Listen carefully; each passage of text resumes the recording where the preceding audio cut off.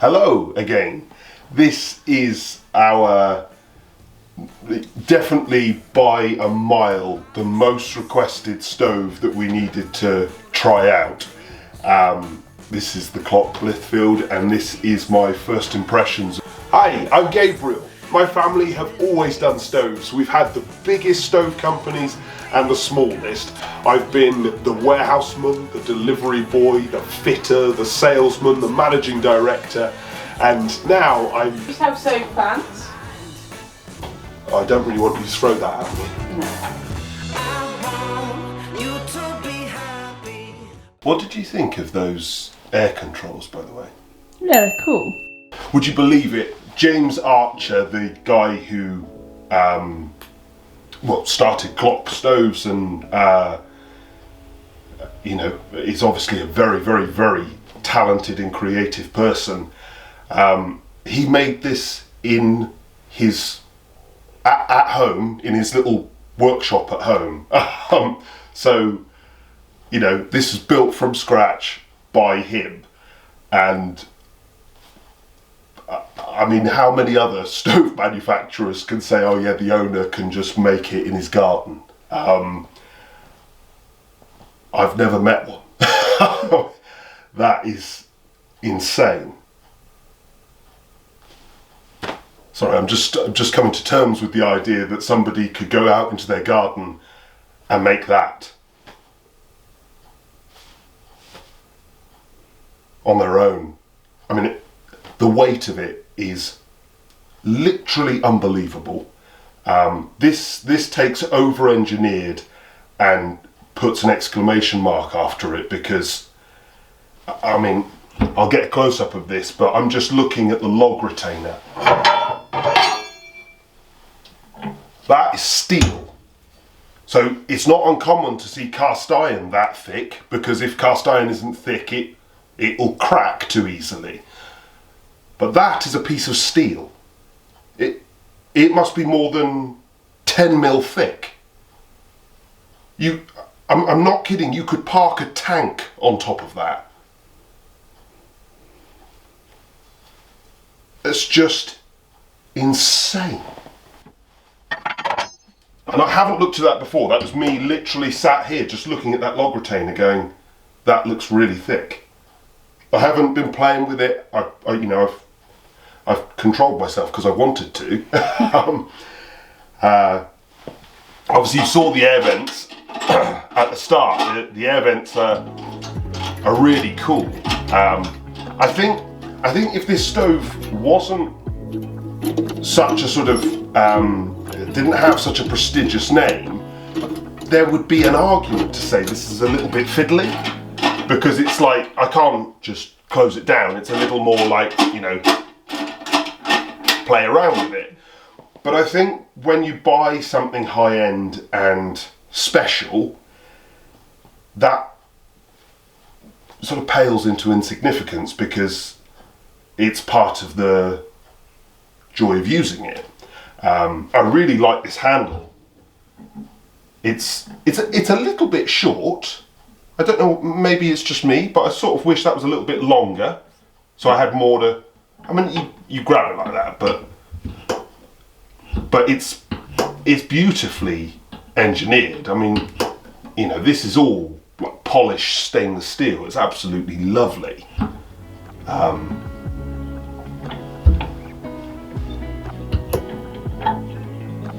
Yeah, and you can tighten it up.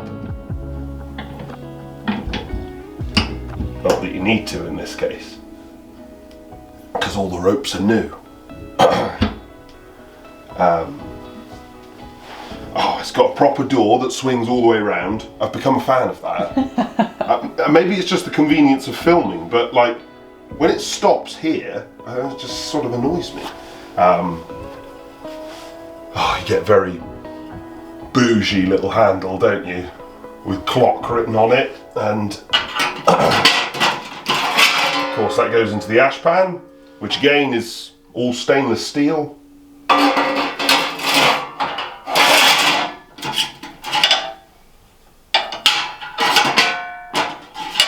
I like that.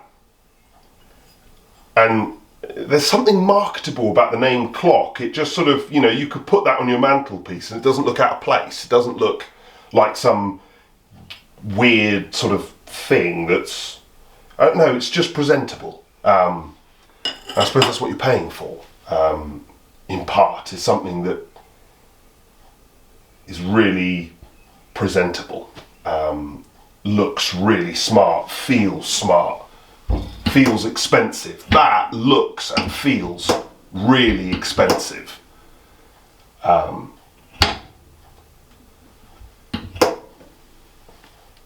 Yeah. Not great if you want to have a rear outlet on a stove, because it doesn't have one.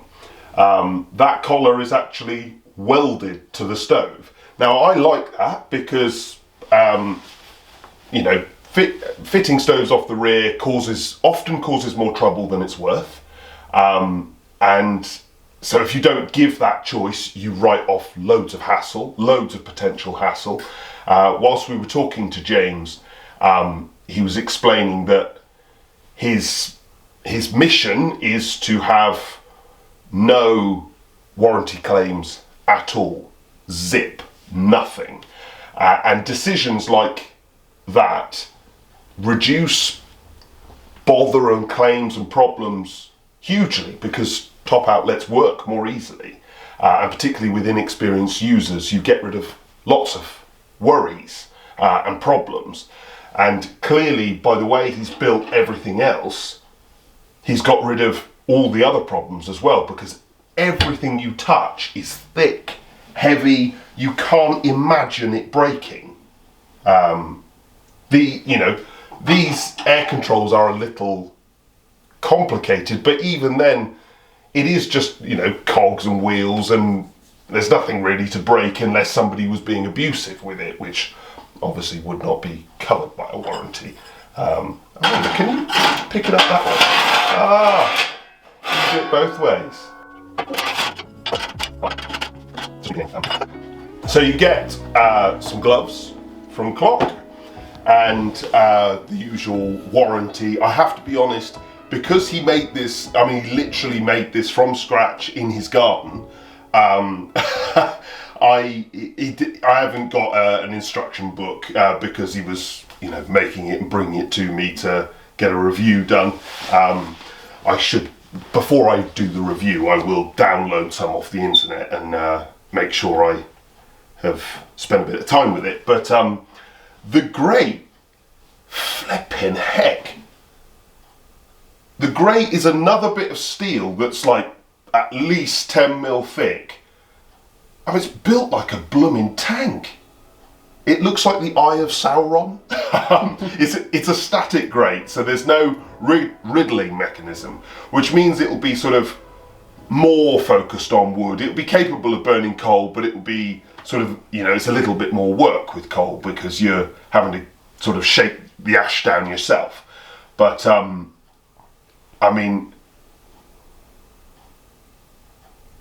yeah, I can see what speaking of like the warranty claims and problems, he was saying he doesn't even want that to have a problem. And normally grates over time will break and need replacing. And don't quote me on this, I could be wrong here, but I think he said from memory, this was a little while ago, but I think he said he's never had to replace a Grate, which I believe, because if you look at this thing, it is enormous. And I had to pick this thing up and flipping heck. Oh, it weighs a ton. I'm really excited about this one. What do you think of the look of it? Yes, no, it's cool. I like the sort of the stainless steel matches. What the? Sometimes they, some bit might be black. I just like the sort of the contrast. Sorry, I'm tired. I'm not making sense. You're tired.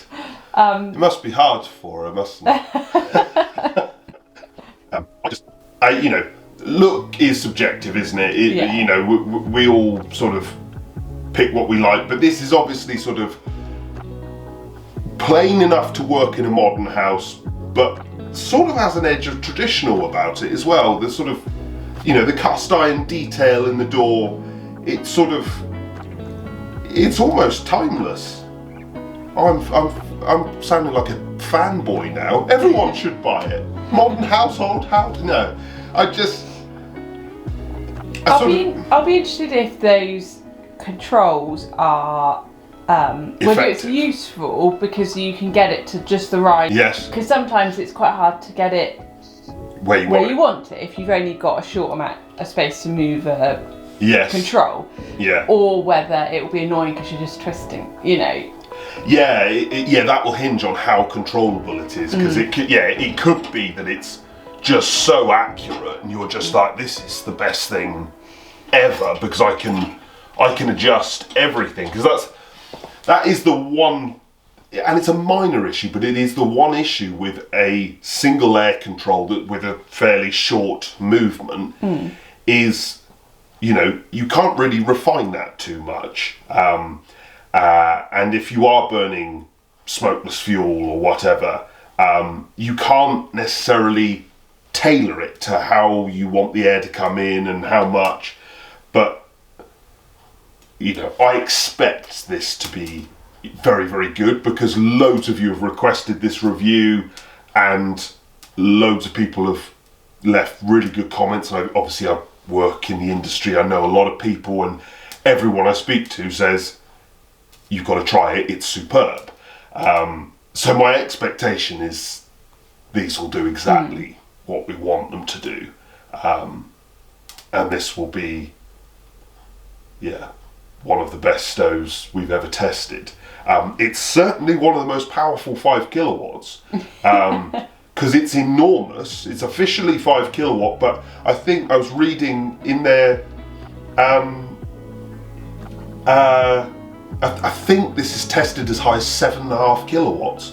And we've got this in our smaller room because I thought it suited the fireplace. I'm thinking it's going to get warm in here. Anyway, thank you very much for watching. I'm really excited about this review, so I'm going to take the next couple of weeks. I'm going to get to know this stove, and then I will release a review. Thank you very much.